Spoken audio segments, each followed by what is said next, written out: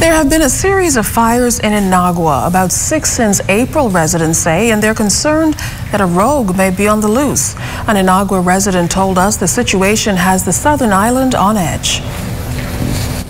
Folks want to know that there's an arsonist around us burning these buildings. Scenes like this one have been recurring in Inagua over the last 8 weeks.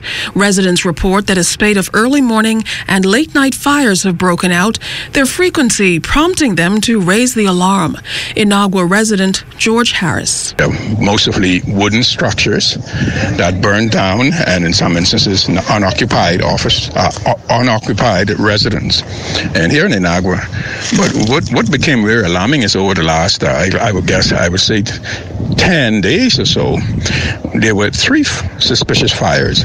One at a person's residence where they resided up south. Then just Sunday, there was another resident fire at a home here in the northern district of Inagua.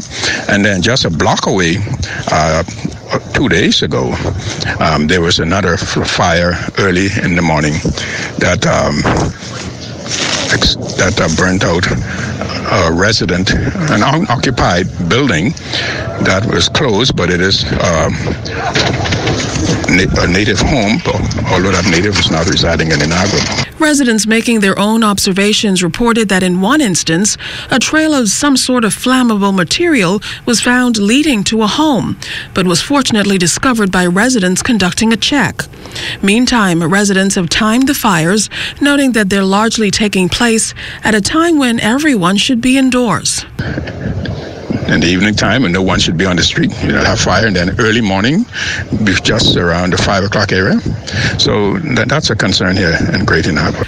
Officer in charge of the fire branch, Superintendent Kenrick Morris, says it's too early to conclude an arsonist is to blame.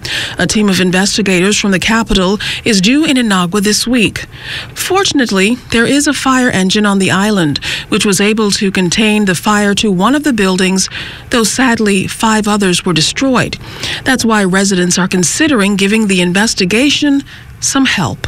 We rallied around to the police officers in charge and, questioning them and asked what can happen in the community.